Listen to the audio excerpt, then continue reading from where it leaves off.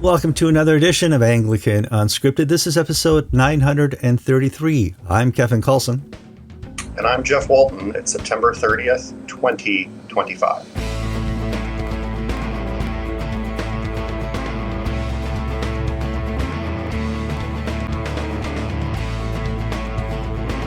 All right, welcome to the end of September. It's been a long week, and we're glad you could join us. This is where we hang out and talk about Anglican polity and Anglican news and some other news around the Christian world. I have the great Jeff Walton on the other side of the camera. How are you doing today, Jeff? I'm doing good, Kevin. Thanks for having me. I'm really enjoying the start to autumn. Yeah. Well, I live in Southern Maryland. You live just outside of D.C., and this is my first time I got to experience depressive humidity beyond reason in the summer. July was not a time to be out on a bicycle. You are a fellow cyclist as well. They should just have a state sign that says, "Do not come in July." Drive right on through the state. There's a reason everybody leaves town in the summer, although August actually wasn't as bad this year as it is some years. But yeah, July was pretty tough. So I'm glad you got through it. Were able to be on your bicycle. I've been on mine, and I'm grateful for the opportunity to have cooler temperatures, and looking forward to about 6 weeks of really good riding weather as I spend more time outdoors. Yeah. Now people are going to ask, where's George? George asked for the week off last week because he was helping his daughter move from Seattle to Florida, which, I'm a dad of two daughters. You got to do it. It could be the apocalypse. You still have to help move your daughter from Seattle and so he flew out there. He rented a van. He hired some movers to pack the van, and he started driving, I think, Friday, and drove all through the weekend. Arrived yesterday late at night, like midnight. I saw him on email at 2 a.m., and I think he went to sleep right now. No, I'm not going to call him. We can do an Anglican Unscripted without George today. However, this week, when he's rested, we will get him on because he has some thoughts on what's been going on. So let's take a step back. We're going to talk about what's been happening with the ACNA and the jurisdiction of military chaplains this week here. So we need to put some facts on the ground first. Let's put out stuff that is not even up for debate. Bishop Jones, over the last decade, has taken time to put together an amazing jurisdiction of chaplains. This is a feather in the ACNA's cap. It is the envy of denominations around the world. Why can't we do that? His chaplaincy is twice the size of the Episcopal Church's 300-year-old chaplaincy. I mean, you can't, from the outside looking in, say too much about what you see. An amazing job. I'm a businessman. This took thousands of hours on a phone. This took thousands of hours in a plane seat. This took networking skills beyond belief to do what he and his chaplains did to help grow this organization. That sounds like a good fact on the ground, doesn't it? Indisputable? Yeah, this is really one of the key achievements of ACNA. Just to put it in context, the Episcopal Church has about 1.5 million members. The ACNA has about 130,000. But there are over 300 chaplains endorsed by the jurisdiction in ACNA. And about 187 of those are active service military. That is twice the number that the much larger Episcopal Church endorses. So this has been an important part of ACNA, and it's been a real success story through most of its existence. Yeah. So, let's get that out of the way. We saw news break a week and a half ago that there was going to be an inhibition of Derek Jones for accusations that were brought before the ACNA. The ACNA at that time put out a timeline that is not fully accurate, and I thought we could address the longevity of when accusations have been made. You want to help me out with that? Yeah, the timeline that's available on the ACNA website, which we'll provide a link in the show notes too. It explains this process going back to the beginning of the month of July.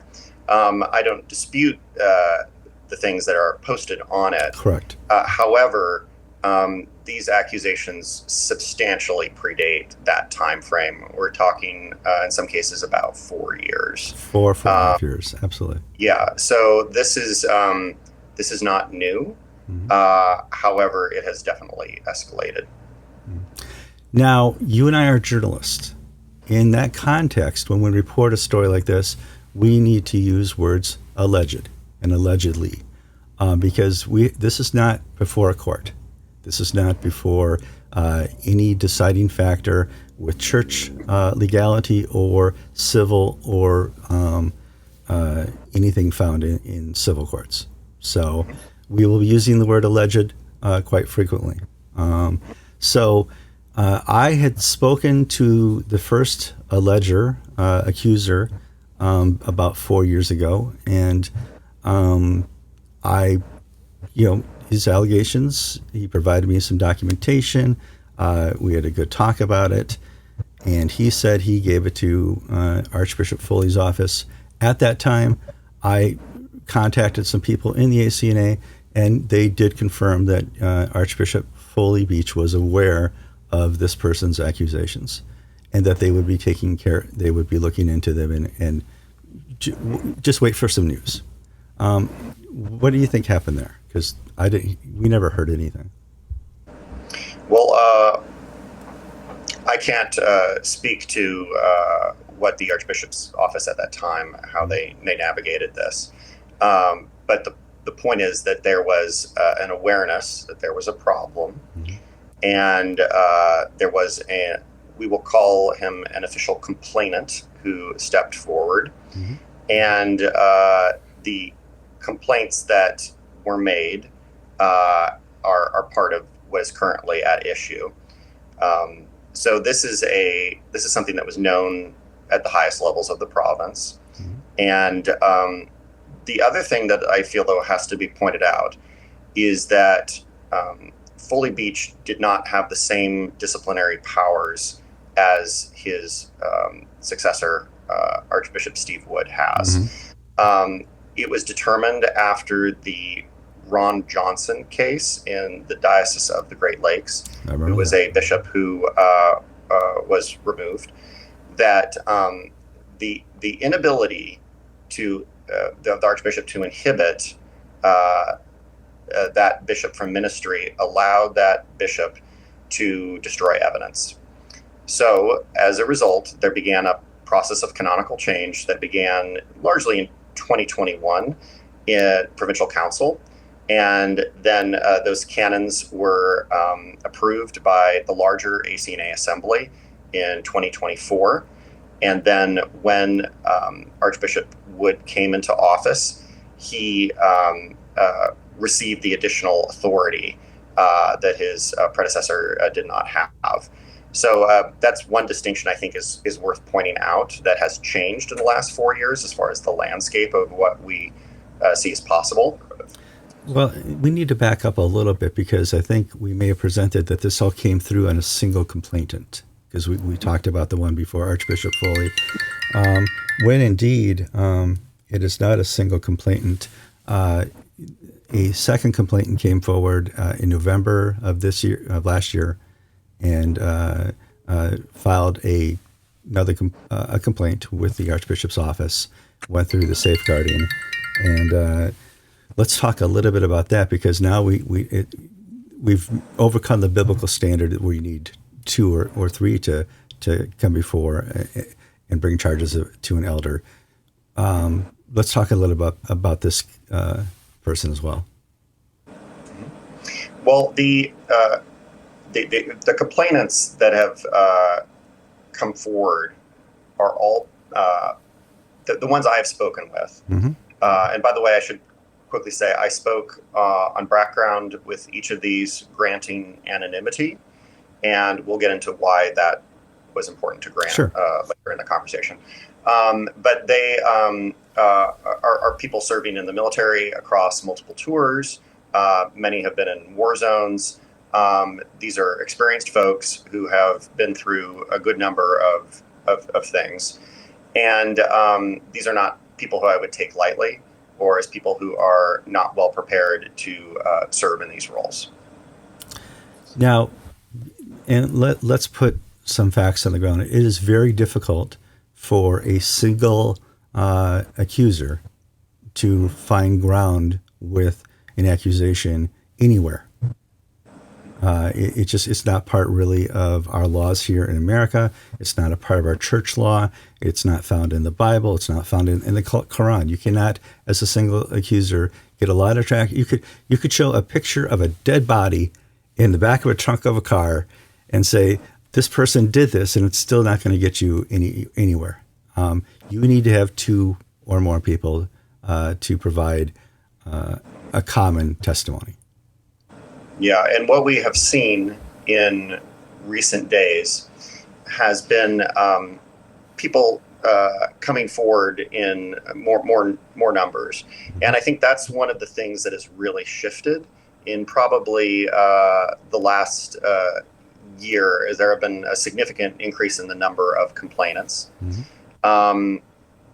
I've noted that Warren Cole Smith at Ministry Watch has cited about 9 complainants.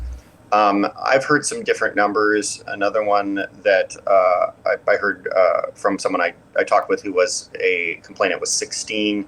However, caveat, complainants may have multiple complaints. So that may be why we're having a distinction, is you can have a complainant who has more than one complaint. So that's why we're probably hearing this different number. But the point is, for viewers to know, is that there are more people stepping forward with allegations than there were a year ago. Yes. In fact, I support, full disclosure, George and I last Monday had taped an episode on this topic. And for the second time in the history of Anglican TV, God had intervened and that file disappeared. It was a full episode. It was great. We covered Charlie Kirk. We covered a whole lot of topics, and we covered the initial breaking news between the ACNA and SJAFC. So you guys say, well, where's the episode? Intervention.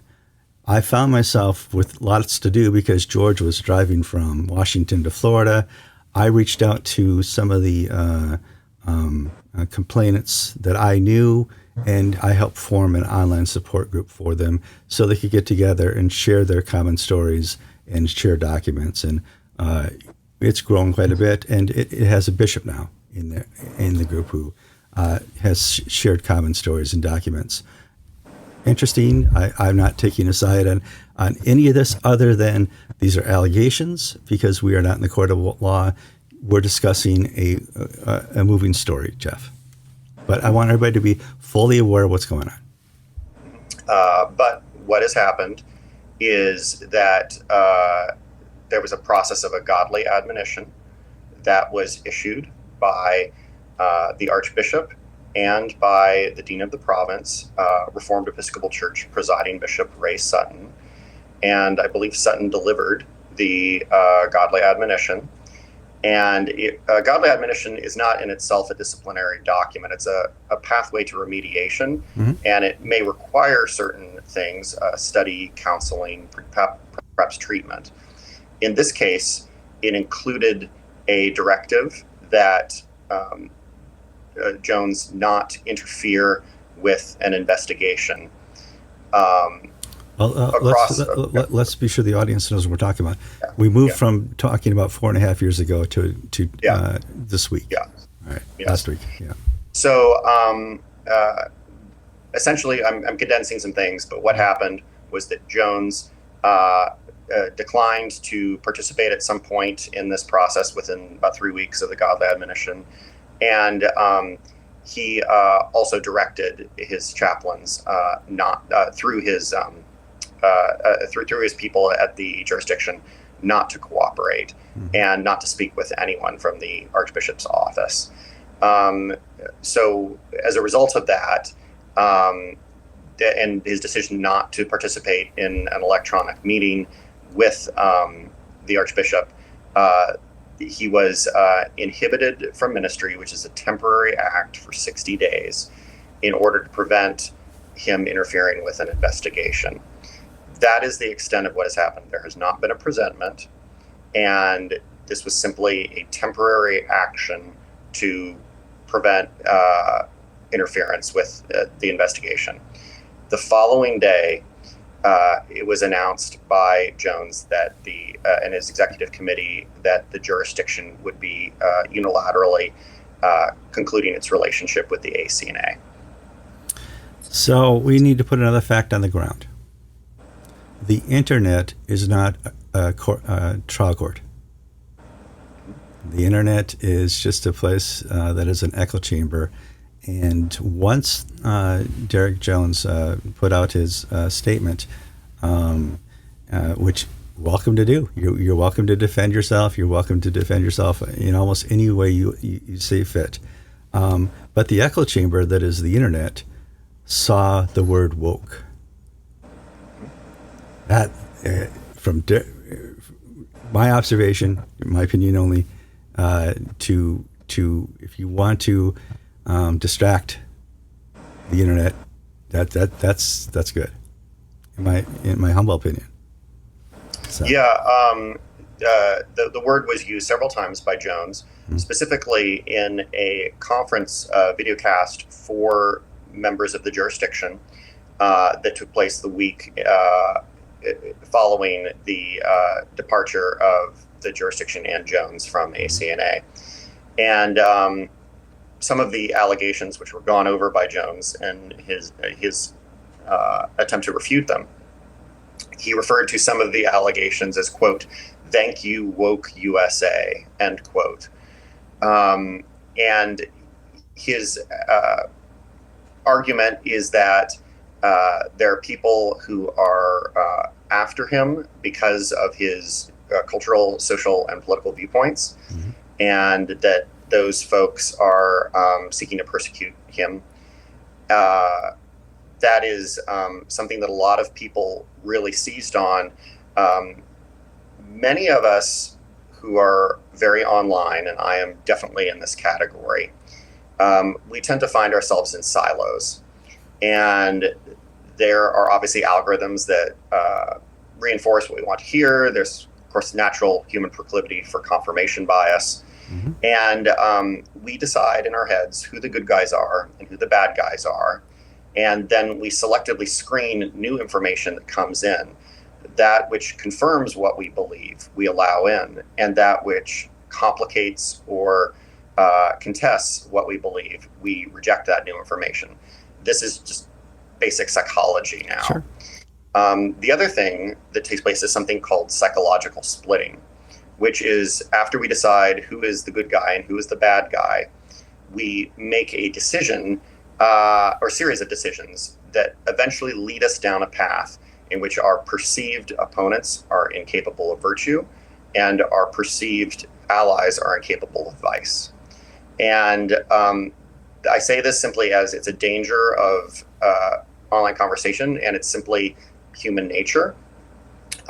So what's happened is a number of people who perhaps see Jones as allied with them on maybe their churchmanship, maybe their position on holy orders, or maybe a social or cultural thing. Like Jones has been a strong advocate for the sanctity of human life and for religious freedom in the public space.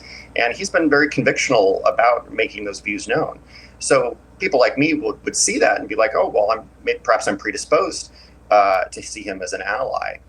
And complainants have spoken with me who have warned me about this, and they have said, understand that allegations of wokeness in the ACNA are a deflection. This is a straightforward, in their viewpoint, This is a straightforward misconduct investigation. So don't be distracted when he makes allegations of wokeness, because that's not what's really at place. And when we're talking about facts, one of the things that's been on the table is that in order to have an inhibition from ministry, the Archbishop requires to have the sign-off of a number of senior-most bishops based on their date of entry into the College of Bishops. And 4 of those bishops signed off on this. Now, this is independent of the Archbishop and independent of Presiding Bishop Ray Sutton. So these are diocesans. And 3 of those 4 are people I would count among those known as more conservative within the college. So this is not something where we can just say, oh, well, people are coming after him who have a political, cultural, or churchmanship disagreement. That appears not to be the case. That's complicated by those who have been involved in the process. Well, I understand this was delivered by Bishop Ray Sutton, whom of any article on Anglican Inc., he has written the most anti-woke, anti-DEI article in the last 7 years. I would frame Bishop Ray Sutton is even more conservative than, in my humble opinion, yeah, I might be wrong, than Bishop Derek Jones. And even though they share exactly the same opinions on so many things, and I marched with both of them, I think, at the Anglicans for Life many years ago. I mean, so being on same side issues is amazing, and we see that so often in the ACNA. But it doesn't stop conflict from arising. There are. I reached out to the provincial office and asked if they could confirm who the signatories were on the temporary 60-day inhibition. They cited the confidential nature of the inhibition, so they could not confirm the names.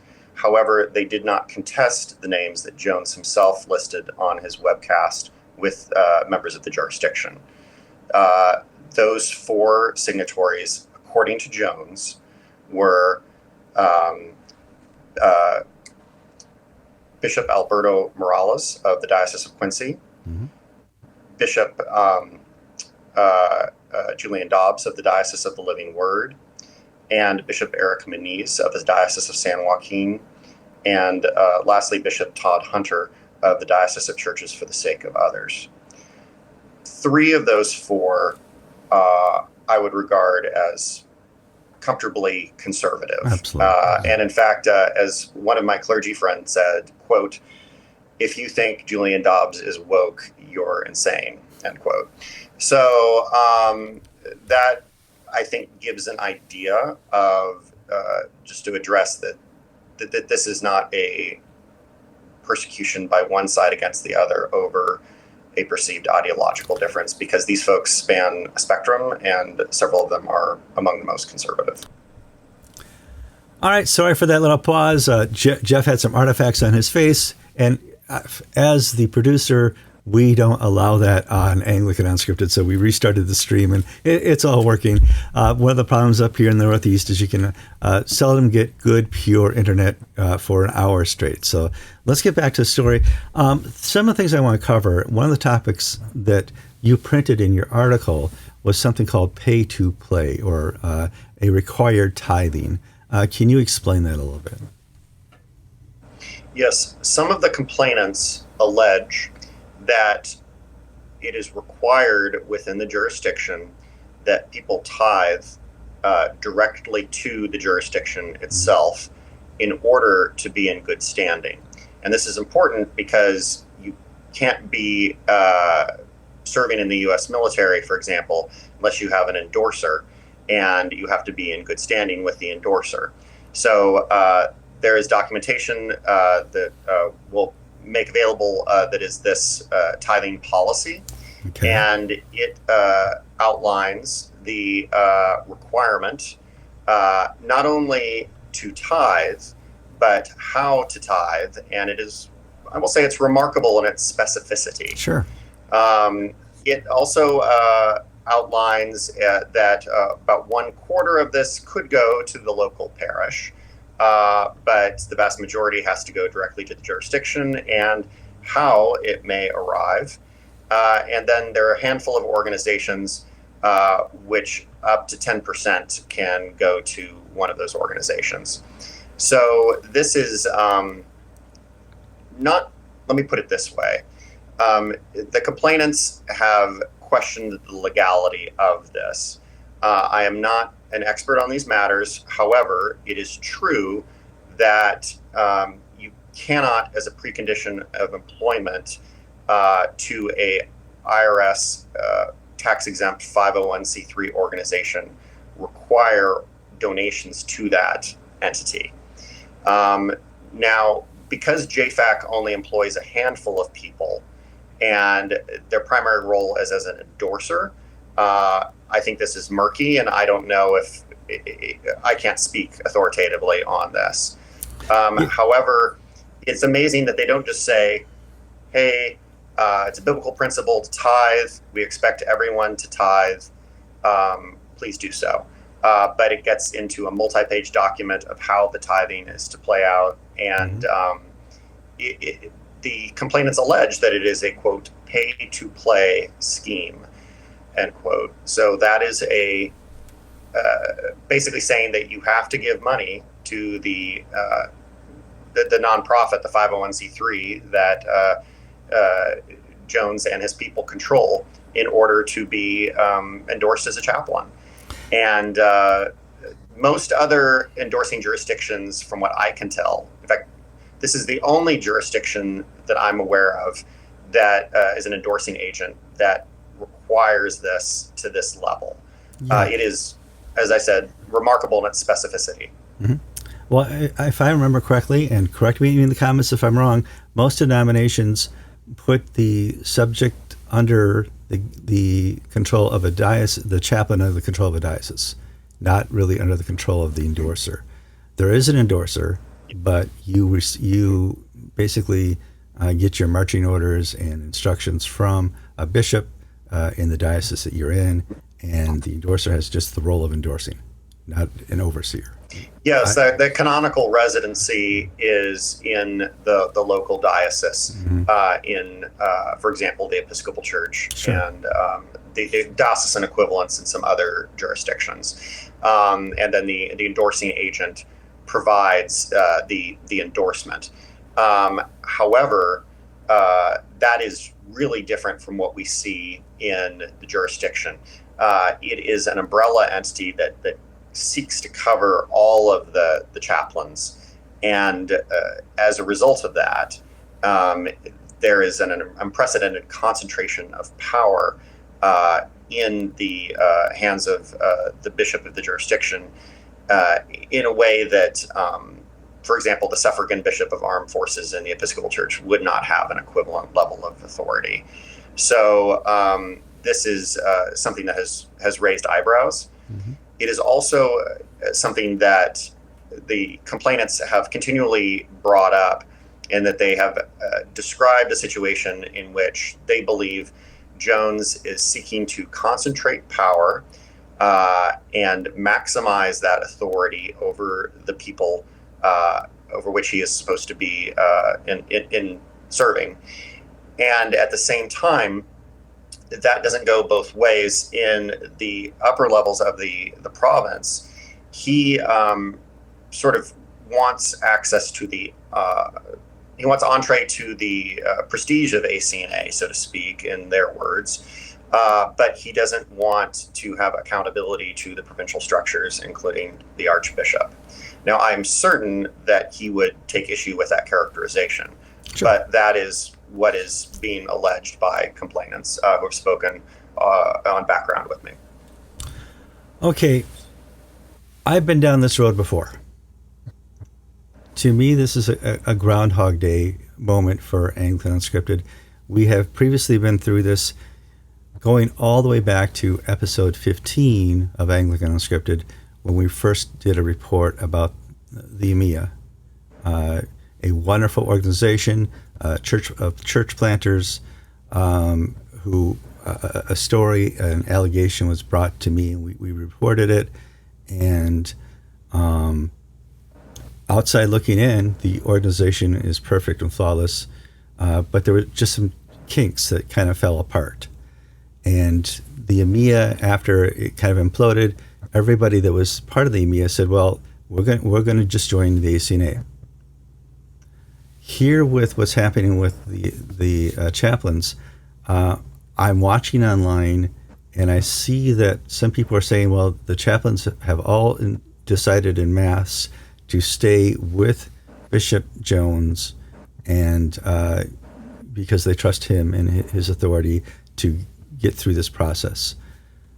I've not spoken to any chaplains personally who have said this to me, though. Yeah, all of the chaplains who I've personally been in correspondence with have expressed a desire to remain in connection with ACNA. Mm-hmm. And I mean, again, there's some self-selection here by those who have chosen to reach out to me. Oh, sure, absolutely. So I don't claim it represents everyone. It does not. But from what I can perceive, it is only a minority that are seeking to follow Bishop Jones out the door. And like you said with the Chuck Murphy example, I don't know what the final numbers were, but I think it was at least 2/3 of the clergy and churches in the AMIA chose to continue on with both ACNA and the Church of Rwanda, which they had a dual affiliation with. And but so, that took a year. That took a whole year. It's not. Yeah. It wasn't. Yeah. Instant. So the truth is that we will not have a full picture of this for at least 30 days, mm-hmm. Because there are conversations that are taking place, and people are making decisions still. Mm-hmm. I will say that some of the chaplains I have spoken with have described the conversations as very difficult. And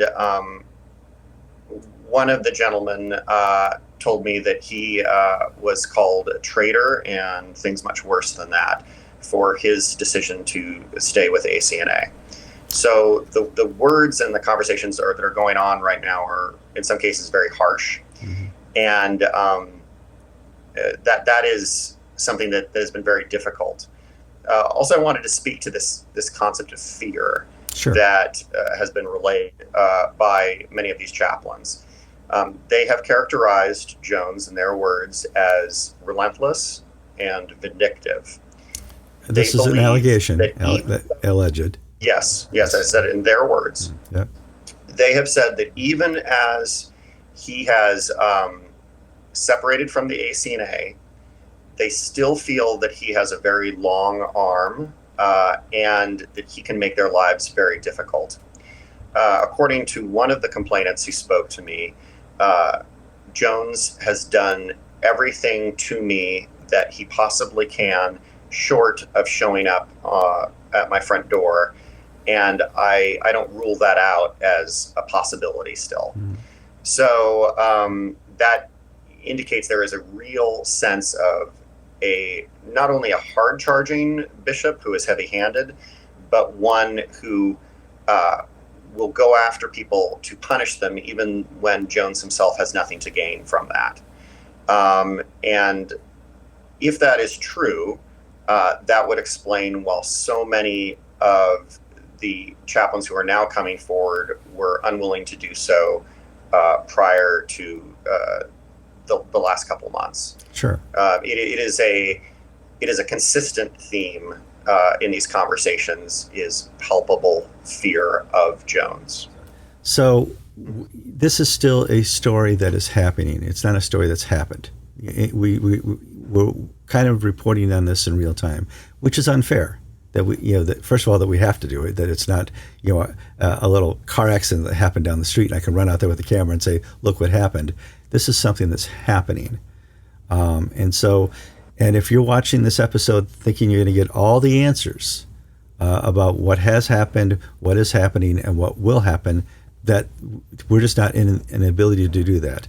I have a scheduled interview next week with Phil Ashley to talk specifically about the canons and how they regard in this. I will certainly have George on for the next Unscripted to unpack this a little bit more.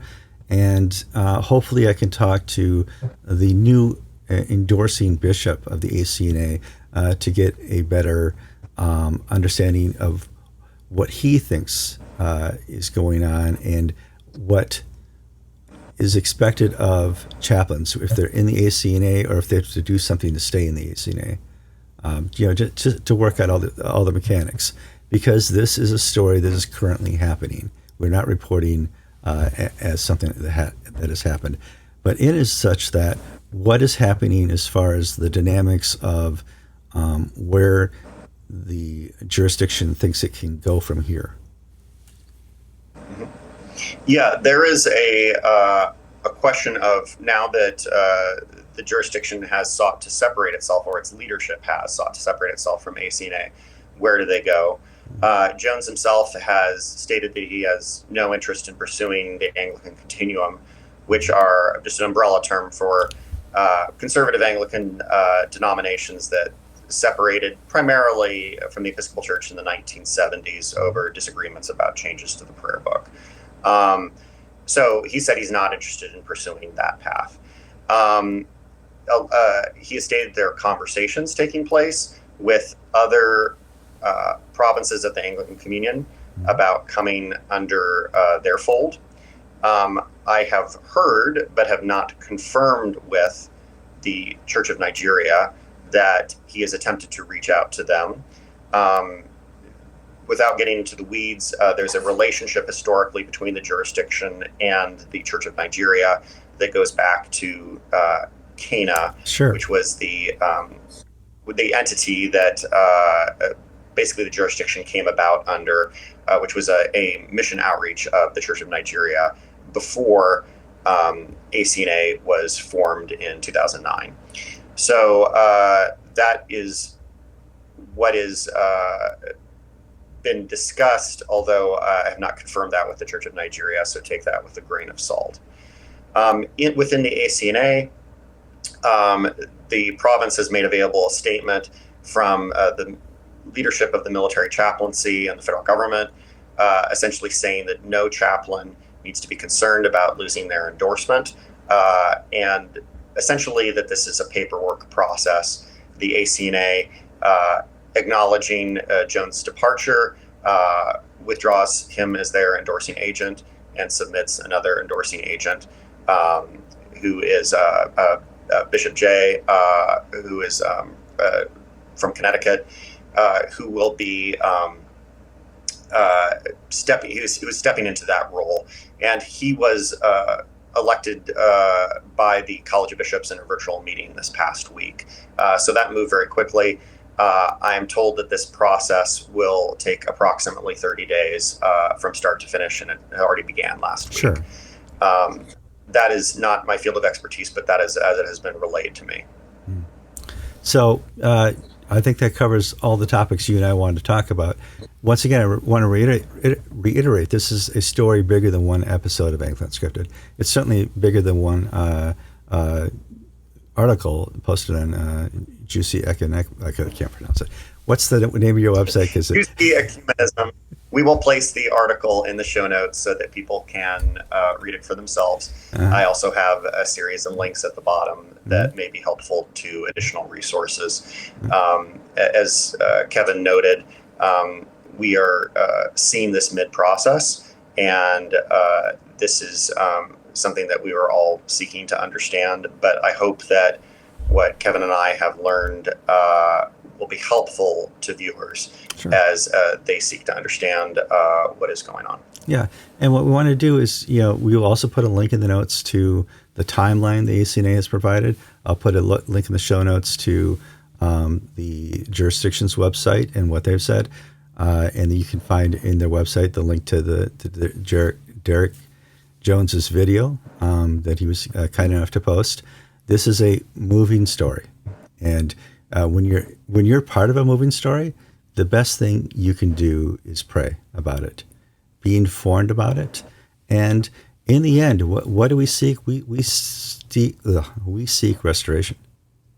Not just with all. Yes, and that is what I'm praying this week. I would just share with viewers that I I opened up the Book of Common Prayer and found the service for consecration of the bishop. And there were prayers for bishops in that. And those are some of what I've been praying over this week. The good thing is, in challenging situations like this, as Anglicans, we're provided with resources that can guide and direct our prayers. And those can be helpful. We don't have to pull things out of the ether or make things from the ground up. There are resources, and the church has been through points of crisis before. So we can know that even in the midst of uncertainty and incomplete knowledge for us, that God does have complete knowledge. And it is my hope that he is working out a plan that will take a moment of difficulty, just as there was a moment of difficulty with the AMIA crisis in 2010, that ultimately was moved into something that was redemptive, that led to a better situation for many doing ministry in North America in the Anglican context. So that is my appeal to God, and I trust that he is working with a full vision, even though I have an incomplete one. Well, you and I both have incomplete ones, but we've seen in the past where God has used our conflict, our disunity, to grow his church. It does bother him, but it does not stop him. And, we don't need to make an idol of the unity that some of us do, but we need to pay attention to that as our goal. And in as such, you're not slowing down God with your disunity, you're slowing down yourselves. I'm Kevin Kallsen. And I'm Jeff Walton. And you've been watching episode 933 of Anglican Unscripted.